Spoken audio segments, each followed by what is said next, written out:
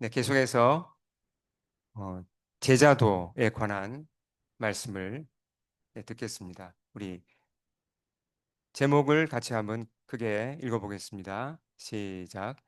제자들에게만 주어지는 행복. 네, 어, 복음서에서 예수님이 하신 행동과 예수님이 하신 말씀은 2000년이 지났지만 어, 수많은 사람들을 그동안 변화시켰습니다. 그리고 사실 2000년 전에 기록된 문서 같은 경우 문서라고 하면 사실 어, 오늘날 어떤 문서가 2000년 전에 기록된 것이 아직까지 사람들의 삶을 변화시키고 이 세상을 바꾸겠습니까? 그런 건 사실 없죠. 근데 예수님에 관한 것, 그분이 하신 말씀과 그분의 행동에 관한 그 기록들은 오늘까지도 살아 있어서 예, 사람들의 삶을 변화시키고 이 세상을 바꾸고 있습니다. 우리가 주님이 하신 말씀과 주님의 행동을 자세히 살펴야 되는 거죠. 오늘 읽은 이 말씀은 어디서 많이 들어본 것 같지가 않습니까? 비슷한 내용이 마태복음에 나오죠. 오늘 이 누가복음 6장은 예수님의 설교인데요. 제자들을 향한 설교입니다. 특별히 그러니까 일반 대중도 뭐 포함된다고 할 수 있지만 주님을 따라오고 이제 어, 거듭나서 주님을 배우고자 하는 크리스찬들, 제자들을 향하여 주신 설교죠.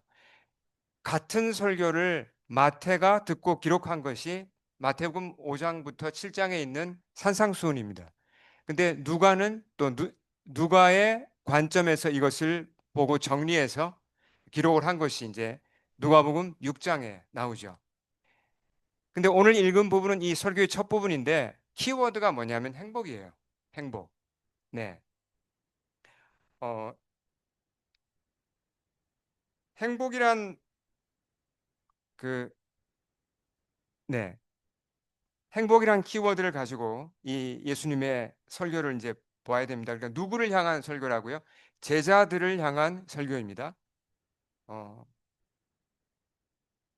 행복에 관해서는 참 우리가 뭐 할 말이 많은데 행복을 누구나 다 찾죠. 예. 보통 요즘은 이제 거창한 행복은 너무 부담스럽고 잘 안 되니까 소소한 행복들을 많이 얘기합니다. 소소한 행복에 주로 어떤 게 있죠? 가장 많이 얘기하는 게 뭐 이제 카푸치노 한 잔에 뭐 주는 소소한 행복부터 시작해서 어 그 여기서는 이제 뭐 공원에 그 이제 산책을 나갔을 때 네, 그렇죠. 정말 그 그냥 소소한 풍경을 보면서 또 이렇게 걸으면서 대화하면서 누리는 그런 소소한 행복들.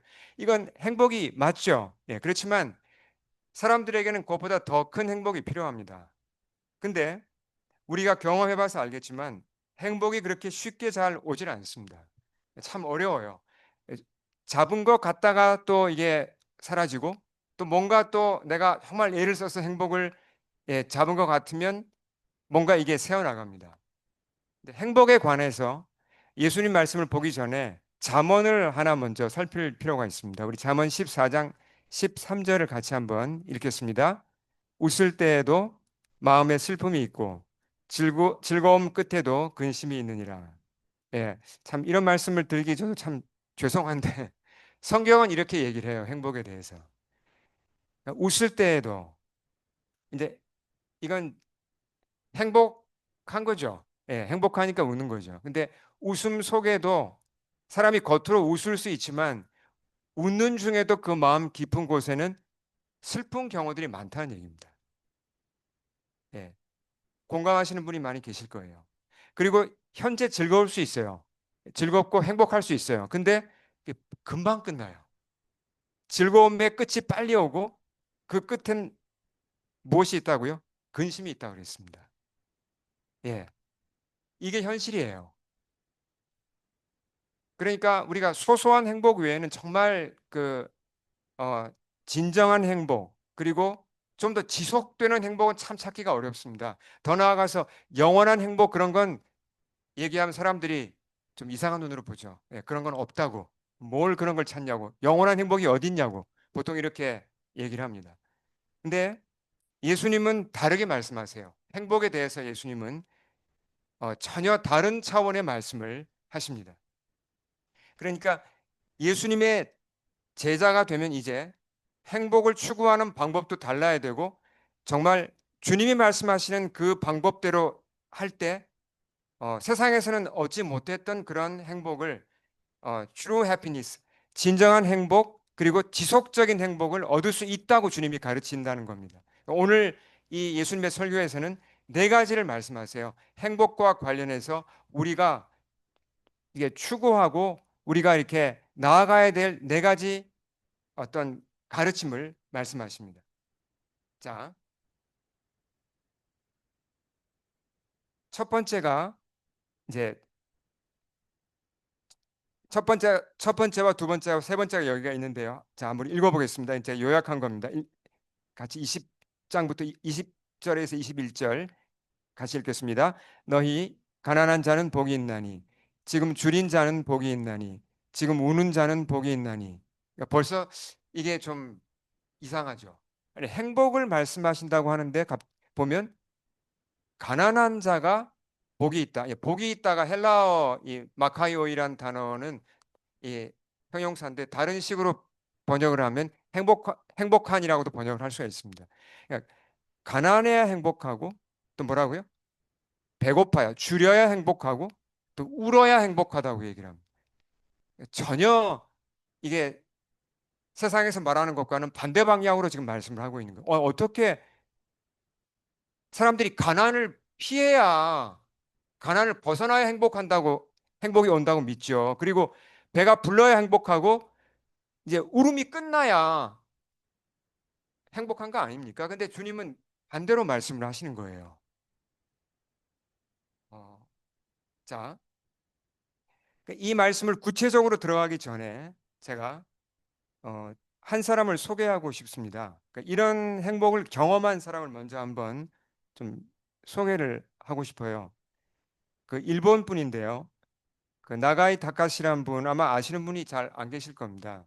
혹시 아시는 분 계세요? 그 이분이 의사예요.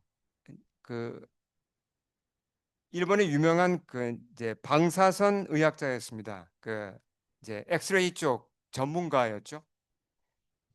나가사키 의과대학의 교수로 재직하면서 이제 방사선을 이용해서 질병을 치료하는 분야에 그런 많은 공로를 세운 분입니다. 근데 이분에게 시련이 찾아와요. 이분이 어디에 살았다고요? 나가사키. 나가사키 그럼 생각나는 거 없으십니까? 2차 대전 때 어토믹 bomb 그 원자 폭탄이 떨어진 곳이 바로 히로시마와 나가사키죠.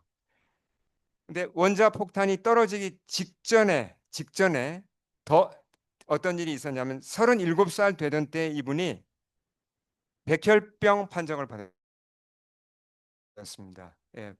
백혈병인데 이제 말기였어요. 그러니까 시한부 37살에 시한부 이제 한 1년 뭐 2년 이렇게 시한부 판정을 받아요. 의사였는데 그런 일을 당하니까 얼마나 더 충격이었겠습니까? 자기 몸을 관리를 못한 거예요. 아마도 지금 뭐 제가 그냥 제 생각이지만 이 사람 방사선 쪽에 일을 하면서 아마 방사선에 많이 피폭이 된 게 아닐까 저는 그렇게 생각을 해보는데요. 그리고 그 후에 원자폭탄이 나가사키에 떨어졌습니다.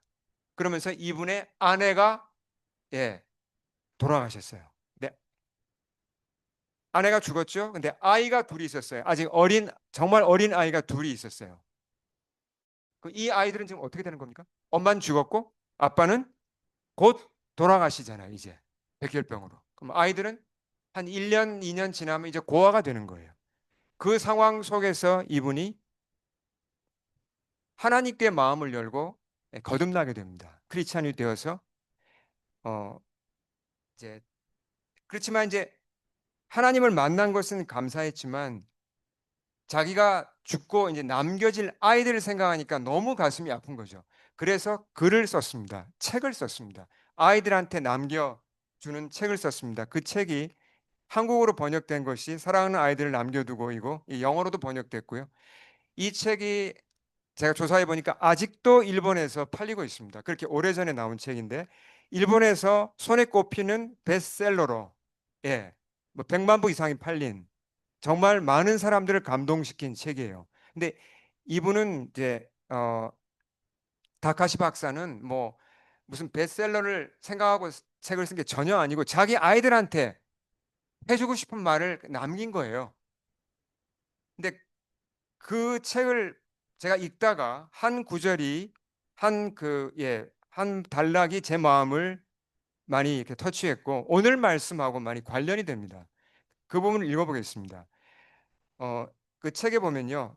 소제목으로 뭐라고 붙어 있냐면 완전한 행복이라는 단락이 나와요.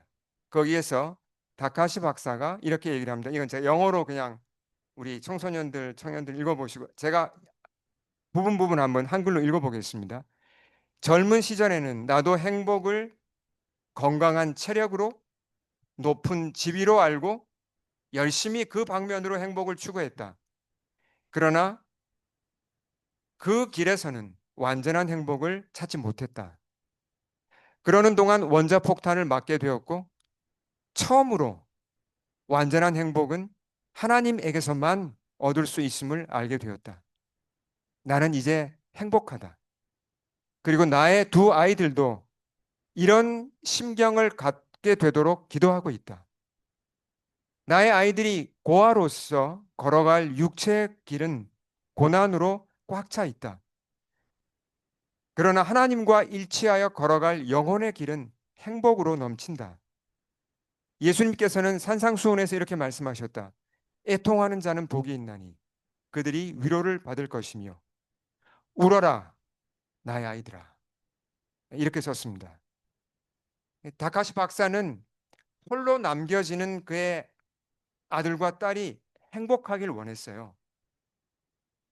그러니까 아빠로서 뭘 간절히 바란 겁니까? 아이들이 행복해야 되니까 아이들이 하나님을 만나기를 바랐던 겁니다. 그러면서 더 나아가서 아이들이 하나님 품에서 울어야 한다는 걸 그가 알았어요. 그래서 어, 아이들에게 이렇게 말했죠. 울어라, 나의 아이들아. 어떤 의미에서 예수님도 이 땅에서 사신 그 생애를 보면요. 시한부 인생을 사셨다고 할 수 있습니다. 왜 그렇죠? 예수님이 공생애를 3년 딱 사셨어요. 메시아로서. 그 주님은 사역 시작할 때부터 약 3년 후면 십자가에 죽고 이 세상을 떠난다는 걸 주님이 아셨잖아요. 그러니까 3년 시한부 속에서 제자들을 키운 겁니다. 시간이 그렇게 많은 게 아니라 그 짧은 시간 동안 제자들에게 주고 싶은 거를 다 줘서 정말 제자들을 구원하고 그들을 잘 양육하고자 하는 그 아버지의 마음으로 그렇게 그들을 키우시지 않았을까? 우리 충분히 짐작해 볼 수 있죠. 자, 이런 이제 배경하에서 예수님이 가르치신 행복을 위한 네 가지 가르침을 한번 살펴보겠습니다. 사실 이 네 가지는 분리될 수 있는 게 아니라 다 연결이 되는 건데요. 자, 첫째 것이 20절에 나옵니다. 읽겠습니다. 시작. 예수께서 눈을 들어 제자들을 보시고 이르시되 너희 가난한 자는 복이 있나니 하나님의 나라가 너희 것이며 네. 눈을 들어 제자들을 보셨다 그랬습니다. 어떤 시선이었을까요? 아마 이제 아이들을 두고 떠나야 하는 그 사랑으로 가득한 아빠의 눈길이 아니었을까? 이런 생각도 해봅니다. 그러면서 주님이 제자들한테 뭘 알려주시고 뭘 요구하시는 겁니까? 그러니까 알려주신 게 뭐죠? 그러니까 가난해야 복이 있다. 가난해야 행복하다는 걸 알려주시면서 가난할 것을 요구하세요. 예. 자, 근데 어, 여기서 가난하다는 가난하다라는 푸어, 영어로는 푸어인데요. 이 단어가 조금 특별합니다. 이게 그냥 가난하다는 정도가 아니라 원어를 보면 이게 원어를 그대로 영어로 직역하면 destitute가 됩니다. destitute. 무슨 말이죠? destitute. 이건 극도로 가난한 걸 얘기해요. 극빈한 것. 그러니까 아무것도 없어서 빌어먹어야 될 정도를 얘기하는 거예요. 그러니까 너무 좀 이게 이상한 얘기를 하신 거죠. 예, 극도로 가난해져야 행복할 수 있다. 무슨 말씀을 하시는 걸까? 근데 여기서 물론 가난의 의미가 경제적인 가난을 의미하는 게 아니죠. 예, 그건 아닙니다. 예, 좀 안심하시는 분들이 좀 계신 것 같은데, 예, 그 얘기가 아니고요. 이 가난을 이해하려면 우리가 성경의 다른 부분을 좀 봐야 되는데 시편이 도움이 됩니다. 시편 40편을 읽겠습니다. 같이 읽겠습니다. 나는 가난하고 궁핍하오나 주께서는 나를 생각하시오니 주는 나의 도움이시오 나를 건지시는 이시라 나의 하나님이여 지체하지 마소서. 자, 이 누가 쓴 시죠? 시편 40편 앞부분 보시면 다 아는 시예요. 굉장히 유명한 시입니다. 다윗의 시입니다. 다윗이 가난했나요? 아니요. 다윗 가난하지 않았습니다. 경제적으로 가난하지 않았습니다. 근데 다윗이 뭐라고 표현하냐면 As for me, I am poor and needy라고 표현했습니다. Poor and needy. 어, 다윗이 말하고자 하는 건 뭡니까? 여기서 지금 뭘 얘기하는 거예요? 그에게 하나님이 반드시 필요하다는 걸 지금 얘기하고 있는 겁니다. needy. 하나님이 절박하게 필요하다는 얘기를 지금 하고 있습니다. 이걸 다른 말로 좀 쉽게 풀면 이렇게 말하는 거죠. 하나님, 저는 한시라도 하나님 없이는 살아갈 수 없습니다. 저는 온전히 주님께 의존되어 있습니다. 이 얘기를 하는 거예요. 그러니까 이런 상태가 이게 가난이에요. 예. 가난하다는 건 내게 없다는 걸 내가 아는 겁니다. 아, 내가 뭘 가진 게 없구나. 나는 하나님으로부터 떨어지면 나는 죽는구나. 하나님으로부터 난 절대로 떨어지면 안 돼. 붙어 있어야 돼. 나는 가진 게 없기 때문에 반드시 하나님께 딱 붙어 있어야 돼. 그걸 알고 인정하는 게 그게 영적으로 가난한 거예요. 예. 어떤 그림이 떠오르십니까? 사람 중에서 보면 어느 연령대에 있는 사람이 누군가에게 딱 붙어 있죠. 절대로 안 떨어지죠.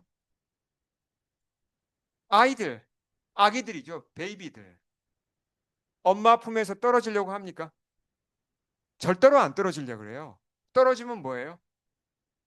에, 오래 떨어뜨려 놓으면 애가 못 먹고 사랑 못 받고 애가 힘들어져요. 그러니까 결사적으로 엄마에게 붙어 있습니다. 애가 본능적으로 뭘 알죠? 자기가 가난하다는 걸 알아요. 그러니까 나는 엄마한테 무조건 붙어 있어야 돼. 지금 아셔가 엄마한테 지금 붙어 있잖아요. 그렇죠? 뒤에 보시면 좋은 예인데 안 떨어지잖아요. 아이들이 다 똑같죠. 그러니까 이 엄마에게 붙어 있는 아이들의 자세가 이게 영적으로 가난이에요. 예. 아이 중에 이런 아이 있습니까? 한, 한 3, 4개월 지나가지고, 아, 이제 난 알 만큼 알아. 아, 난 그냥 엄마한테 떨어져도 돼. 내가 자유롭게 있다가 필요할 때만 엄마한테 갈 거야. 그런 애들이 있습니까? 없죠. 그런 애들이 어디 있어요? 애들은 결사적으로 붙습니다. 엄마에게. 왜요? 그래야 사니까요. 이런 어린아이, 하나님께 대해서 내가 이런 베이비의 자세가 있다면 나는 어떤 사람이죠? 나는 영적인 가난을 가진 사람이에요. 내가 가난하다는 걸 아는 사람이에요. 예. 자, 그러면 이제 다시 말씀으로 가서 가난한 자가 복이 있다, 행복하다고 했는데 왜 어떤 복이 있다는 거죠? 다시 한번 20절 읽겠습니다. 시작. 하나님의 나라가 너희 것이며 하나님의 나라가 너희 것이라 그랬습니다. 하나님의 나라는 항상 제가 뭘 떠올리라 그랬죠? 하나님 나라 그러면 거의 자동적으로 떠올라야 되는 게 하나님의 통치입니다. 하나님의 통치. 하나님의 통치를 받는다는 거예요. 가난해야 하나님의 통치를 받을 수 있습니다. 아기가 엄마에게 전적으로 의지해야 엄마의 사랑과 다스림을 받잖아요. 엄마 품에 있어야 엄마의 통치를 받죠. 많은 사람들이 아쉽게도 자기가 가난하다고 생각하지 않습니다. 혼자 할 수 있다고 생각해요. 그래서 하나님께 안 오죠. 하나님 통치 필요 없다고 생각해요. 예. 근데 신앙생활을 어느 정도 한 사람들이, 교회를 좀 다닌 사람들도 범할 수 있는 실수가 있습니다. 흔히 범하는 실수가 있습니다. 그게 뭐냐면, 내가 이제 성경 지식도 어느 정도 내가 가졌고 영적인 경험도 있으니까 뭐 그렇게 내가 죽기 살기로 하나님을 의지할 필요는 없지 않은가. 뭐 한 번쯤 큐티 내가 건너뛰고 뭐 예배도 가끔 빠질 수도 있고 뭐 내가 다 알아서 할 수 있다. 이런 생각을 하게 되면 그것은 큰 실수란 얘기죠. 이런 자세를 갖는다는 건 뭡니까? 난 가난하지 않아. 이런 얘기예요. 나 이제 웬만큼 나름대로 내공을 쌓았어. 나 혼자 웬만큼 할 수 있어라고 생각하는 겁니다. 이건 오산이죠. 예. 더 성숙한 크리스찬일수록 사실은 하나님께 더 의존적이 돼요. 예. 하나님께 더 의존적이 되면 하나님의 통치를 받게 되는 것이고 하나님 나라가 그 속에 점점 더 이루어지는 것이고 더 만족하게 되고 더 이제 행복해지는 것이죠. 예. 자, 그래서 예수님이 후회하신 말씀 하나 더 읽어보겠습니다. 요한복음 15장 5절 같이 읽겠습니다. 나는 포도나무요. 너희는 가지라. 그가 내 안에 내가 그 안에 거하면 사람이 열매를 많이 맺나니 나를 떠나서는 너희가 아무것도 할 수 없습니다. 자, 가지하고 나무의 차이가 뭐죠? 브랜치. 그러니까 가지는 스스로 생존이 가능합니까? 안 되잖아요. 가지 꺾어 놓으면 어떻게 됩니까? 가지는 말라버리죠. 물도 공급 안 되고 영양분도 공급이 안 되고 살 수가 없죠. 가지가 살아갈 수 있는 유일한 길은 나무에 붙어 있는 겁니다. 그러면 어, 내공을 쌓아서 좀 떨어졌다가 마음대로 다니다가 필요할 때만 와서 붙으면 되나요? 그거 안 되잖아요. 예. 가지가 나무에서 떨어지면 떨어지는 시간만큼 가지는 시들어가는 겁니다. 근데 자꾸 우리가 어떤 착각을 하죠? 웬만큼 내공을 쌓았어. 그러면서 그냥 포도나무이신 예수님 별로 의지하지 않고 내가 그냥 내 힘으로 살고자 합니다. 그게 된다고 생각을 해요. 아니죠. 그렇지 않아요. 예. 그래서 주님이 우리한테 뭘 리마인드 해주시는 거죠? 너희는 가지다. 나무가 아니야. 너희는 가지야. 너희는 가난하기 때문에 늘 24시간 365일 나한테 붙어 있어야 되고 나를 의지해야만 해 라고 알려주신 겁니다. 그래야 행복하다는 거죠. 예, 이 사실을 우리가 아침마다 리마인드 하는 게 중요해요. 여러분 아침마다 이걸 상기하십니까? 정말 아침에 일어나서 하나님 저는 가난합니다. 저는 가지입니다. 오늘 하루도 하나님께 붙어 있지 않으면 저는 말라갑니다. 감사하게도 하나님께 제가 붙어 있을 수 있는 게 하나님께 이렇게 포도나무에 붙어 있을 수 있는 것이 얼마나 감사한지요. 저를 영접해 주셔서 얼마나 감사한지요. 오늘도 주님 붙잡고 주님 인도받고 말씀 따라 살겠습니다라고 여러분 고백하십니까? 이 고백이 없이 그냥 덤덤하게 하루를 시작한다면 이 문제가 있는 겁니다. 가난한 거를 잊어버린 거예요. 네. 앞에 말씀드린 어, 나가이 박사 얘기를 잠깐 다시 드리면 업적이 뛰어난 그런 과학자고 의사였죠. 행복을 위한 조건을 이 사람보다 더 잘 갖추기가 어렵잖아요. 잘 나가는 의사죠. 사랑하는 아내와 두 자녀가 있었죠. 근데 진정한 행복을 몰랐다고 그가 고백했습니다. 그러다가 큰 시련 앞에서 비로소 뭘 깨달았죠. 내가 가진 게 없구나. 나는 가난한 자였구나. 나는 절대적으로 그리스도를 의지해야만 살 수 있는 존재였구나. 그걸 깨닫고 주님께로 돌아온 겁니다. 그때 비로소 그가 고백을 했죠. 백혈병이 왔지만 그 속에서도 그가 뭐라고 고백했습니까? 행복하다고 그가 고백을 한 겁니다. 그리고 아이들에게도 그 예수님을 물려주고자 했던 거죠. 예. 주님의 경고를 하나 들을 필요가 있습니다. 오늘 말씀에서 어, 주님이 가난한 자가 복이 있다고 말씀하시면서 동시에 뭐라고 말씀하냐면 24절 뭐라고 그랬죠? 화 있을진저 너희 부요한 자여 너희는 너희 위로를 이미 받았도다 그랬습니다. 우리가 스스로 가졌다고 생각하면 예, 큰 오산이죠. 그 인생은 메마르고 멸망 피할 수가 없죠. 자, 두 번째 가르침으로 가보겠습니다. 21절 읽어볼까요? 시작. 예수님은 제자들에게 줄인 자가 복이 있다고 하십니다. 자, 제가 다시 한번 읽겠습니다. 지금 줄인 자는 복이 있나니 너희가 배부름을 얻을 것이며 어, 이게 첫 번째 어, 가난한 자가 복이 있다는 거하고 줄인 자가 복이 있다는 것은 사실은 붙어 있는 얘기입니다. 어, 하나의 얘기를 하나의 가르침을 지금 다각도에서 하고 있는 겁니다. 연결된 거죠. 여기서 말하는 그 이 배고픔도 당연히 이건 영적 배고픔을 얘기하는 거죠. 이건 우리가 잘 알고 있는 건데요. 그러니까 하나님을 알고자 하는 소원이죠. 그런 갈망, 하나님께 인정받고자 하는 소원, 더 나아가서 하나님의 나라가 이 땅에 이루어지고자 하는 이런 소원, 이런 목마름과 그런 어떤 배고픔을 가진 사람이 뭘 얻는다고요? 배부름을 얻는다 그랬습니다. 채우심을 얻는다 그랬죠. 예. 근데 여기서 이제 특별하게 여기서 우리가 어, 주목해야 될 단어는 한글 성경에 나오는 첫 번째 단어고 영어에는 이제 중간에 나오죠. now란 단어입니다. now. 지금. 이게 왜 now라고 말씀하셨을까요? 지금 줄인 자가 복이 있나니 그랬습니다. 지금. 지금이란 것이 강조되거든요. 왜 그럴까요? 어, 신앙생활에서 제일 중요한 것은 현재입니다.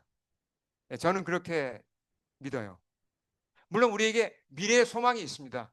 과거에 받은 은혜가 있습니다. 다 중요하죠. 그러나 따진다면 가장 중요한 게 지금이에요.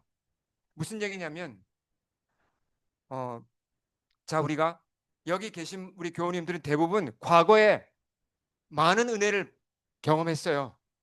얘기하려면 뭐 끝없이 얘기할 수 있어요. 야, 내가 하나님께 이런 은혜도 받았고, 이런 경험도 했고, 이런 놀라운 체험도 했고, 그 굉장히 좋은 겁니다. 꼭 기록해 두시고 간직하셔야 되죠. 근데 중요한 건 지금은이에요. 지금은. 지금 현재 내 마음이 어떤가 하는 겁니다. 지금 현재 나의 자세가 하나님께 대한 자세가 어떠냐는 겁니다. 지금 내가 하나님께 대한 갈망이 만약에 없다면 낭패예요. 그러니까 지금 내 마음이 하나님을 알고자 하는 소원이 내 마음이 없을 수 있잖아요. 덤덤해요. 지금 내 마음이. 지금 내 마음이 하나님께 가까이 가고 싶은 그런 소원이 완전히 그냥 싸늘하게 식어버렸어요. 이거 심각한 문제죠. 과거에 아무리 내가 많은 은혜를 받았다 그래도 지금 내 마음이 싸늘하게 식어서 그 소원이 없다면 과거만 가지고 내가 살 수 없습니다. 그러니까 지금 다시 뭘 상기해야 되죠? 맞아. 주님이 강조하신 게 배고픔이었지, 목마름이었지. 내가 영적인 이 갈급함, 목마름을 놓치면 나는 이거 잘못 가는 거야. 맞아. 난 하나님을 더 알고, 더 알아야 돼. 하나님 더 체험해야 돼. 다시 나의 목마름을 되살려야 된다는 겁니다. 지금. 예. 그렇지 않으면 주님이 엄격하게 우리에게 경고하시죠. 뭐라 그랬습니까? 화 있을진지요. 너희 지금 배부른 자요. 너희는 줄이게 될 거라 그랬습니다. 자, 세 번째 가르침이 뭐죠? 읽겠습니다. 21절. 지금 우는 자는 복이 있나니 너희가 웃을 것이며 어, 행복하기 위해서 울어야 한다. 이거 참 사실은 말이 안 되는 얘기죠. 근데 역설적이게도 이게 이제 진리란 걸 우리는 알 수 있습니다. 뭘 위해 운다는 겁니까? 뭘 위해 우는 거죠? 예, 크게 두 가지 울음을 여기서는 우리가 찾을 수 있습니다. 첫째는 우리가 짐작할 겁니다. 어떤 울음이죠? 어, 이건 회개 울음이죠. 우리가 회개하고 거듭나서 하나님 자녀가 되었지만 또 회개할 것이 있잖아요. 여러분 최근에 솔직하게 자기를 한번 돌아보시겠습니까? 하나님 앞에 내 죄 때문에 너무 마음이 아파서 눈물을 흘려본 적이 언제입니까? 일주일 일주일 내로 그런 일이 있었습니까? 그- 그랬다면 여러분 정말 복 받은 겁니다. 한 달? 그래도 좋습니다. 1년? 이제 좀 문제가 있어요. 1년 이후에 그런 경험이 없다면 좀 문제가 있습니다. 한 10년 됐다? 심각합니다, 이건. 어, 정말 하나님과 내가 관계가 가깝다면 울 수밖에 없어요. 그렇잖아요. 울 수밖에 없죠. 우리 늘 넘어지는데 넘어져서 그 죄를 가지고 주님께 나가면 주님은 또 늘 용서하시잖아요. 그럼 내가 그러면 그 앞에 주님 앞에 감동하게 되고 눈물이 날 수밖에 없어요. 그런 회개의 눈물을 흘리고 나면 그 눈물이 감사의 눈물로 바뀌고 그러면 어디서도 얻을 수 없는 행복이 내 마음에 찾아옵니다. 여러분 경험해 보셨잖아요. 그것보다 더 큰 행복이 어디 있습니까? 네. 두 번째 눈물은요. 다른 사람들을 위한 눈물이에요. 주님은 다른 사람들을 위해서도 울라고 그러셨어요. 우리가 누구를 위해 울어야 됩니까? 우리 자녀를 위해 울어야 되고 내 사랑하는 남편과 아내를 위해 가족들 내 친구들을 위해 울어야죠. 왜 울어야 되죠? 그들이 아파하니까 함께 공감해서 울어야 됩니다. 그들이 눈물 흘릴 때 함께 울어야죠. 더 나아가서 어떻습니까? 그들이 주님을 모르고 방황할 때 그들의 구원을 위해 누가 울어야 됩니까? 우리가 울어야 되죠. 그 사람이 회개할 사람인가? 그 사람이 회개해야 되지만 그 사람 대신에 내가 회개해야 할 사람처럼 주님 앞에서 우리가 울어야 됩니다. 기도하면서. 예. 그런 눈물을 흘려보신 분들은 정말 복받은 분들이에요. 그 아직 변화되지 않은 자녀를 가슴에 품고 하나님 이 자녀 내 아들이 내 딸이 하나님께 돌아오도록 주여 도와주시옵소서 눈물로 기도할 때는 가슴이 아프죠. 그렇지만 기도하고 나면 소망이 생깁니다. 기쁨이 생겨요. 아, 내겐 하나님이 계시지. 신실하신 하나님이 하실 거야. 믿게 되고 내가 담대해지고 마음의 행복이 찾아오는 거야. 그러면서 내가 기도했던 그 사람이 변화될 때, 주께로 돌아올 때 또 한번 울게 되죠. 와, 하나님이 이렇게 신실하시구나. 하나님이 내 기도를 들으셨구나. 하나님이 내 아들, 내 딸, 내 친구를 구원하셨구나. 그때 흘리는 눈물보다 더 기쁜 눈물이 어디 있겠습니까? 여러분, 이 눈물을 경험해 보셨습니까? 이 눈물을 흘려 보셔야 돼요. 얼마나 감사하고 기쁜 눈물인지 모릅니다. 예, 이건 세상에서는 전혀 상상할 할 수도 없는 그런 행복의 눈물이죠. 교회는 참 어떤 면에서는 이상한 곳이에요. 모아놓고 자꾸 울라고 그러고 울면 은혜 받았다 그러고 서로 울도록 계속 격려해요. 근데 그 가운데 주님이 계시고 주님이 일을 하시기 때문에 우리의 눈물은 눈물로 끝나는 것이 아니라 행복으로 귀결됩니다. 자, 마지막 가르침으로 가면요. 22, 23절 같이 읽겠습니다. 23절 시작.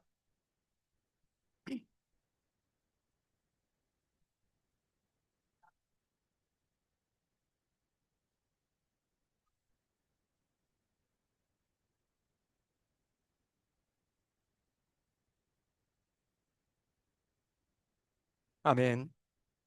자, 마지막 가르침은 이제 핍박에 관한 거죠. 인자가 이제 메시아시고 메시아를 따를 때 어, 메시아를 따르기 때문에 메시아의 이름, 예수님의 이름 때문에 제자들이 어려움을 겪을 수 있습니다. 예수님 시대에는 정말 무서운 손해와 핍박이 있었죠.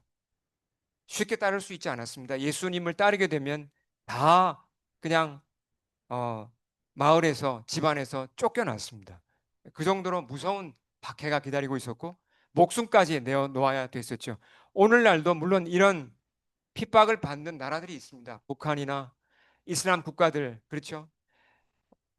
그런데도 많은 사람들이 믿음을 지키고 있어요. 왜 그렇죠? 그 길이 진정한 행복의 길이고 그 길에 영원한 상급이 있다는 걸 알기 때문에 그렇잖아요. 우리는 이 정도의 핍박은 없습니다. 그렇지만 캐나다나 한국에서도 예수님을 정말 따라가려면요. 손해 보는 일이 많아요. 학생들은 학교에서 손해 보는 일이 있죠. 예.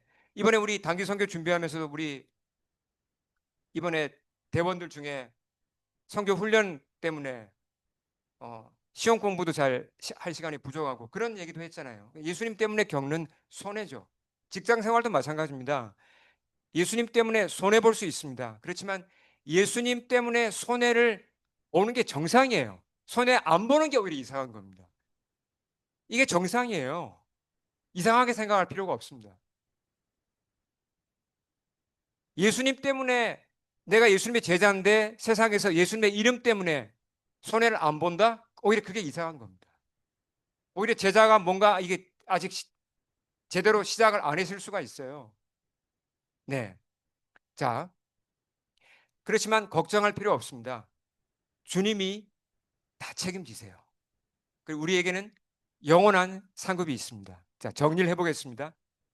세상 사람들은 행복을 위해서 어떻게 합니까? 부유해지라고 합니다. 가난이 아니죠. 세상 사람들은 행복하기 위해서는 좋은 것을 먹으라고 그럽니다. 배 불러야 된다고 하고 울음을 그치고 웃어야 된다고 합니다. 억지로 웃으려고도 하죠. 핍박 같은 건 무조건 다 피하라고 합니다. 근데 예수님은 전혀 다른 말씀을 하셨어요. 너희가 진짜 행복을 찾느냐? 그렇다면 너희는 가난해야 된다. 너희는 어, 배고파야 된다. 너희는 눈물을 흘려야 된다. 너희는 손해를 봐야 된다. 라고 말씀하신 거예요. 거꾸로 가는 것 같잖아요. 그러나 이게 역설이죠. 파라독스입니다. 역설 속에 놀라운 이 보물이 감춰져 있습니다. 이렇게 살아야, 예수님 말씀대로 살아야 진정한 행복이 주어지죠. 여러분 꼭 기억하겠습니다. 여러분 누구나 다 행복하기 원하잖아요. 솔직하게 내가 행복하고자 여러분 가장 애쓰는 게 무엇입니까? 행복을 정말 어디서 찾습니까? 잠깐 내가 하고 싶은 여행하고 잠깐 내가 보고 싶은 거 보고 만날 사람 만나는 이 정도 가지고 안 되거든요. 행복은 여기 있습니다. 주님 말씀하신 이 속에 진짜 행복이 있는 거예요. 이걸 믿고 예, 주님 말씀대로 한번 해보시기 바랍니다. 정말 내가 가난한 자가 되어야 됩니다. 영적으로 배고픈 자가 되어야 됩니다. 영적으로 내가 울어봐야 돼요. 그렇게 할 때 이게 행복이군. 맞아, 이게 행복이지라고 고백하게 될 것입니다. 우리 함께 기도하겠습니다.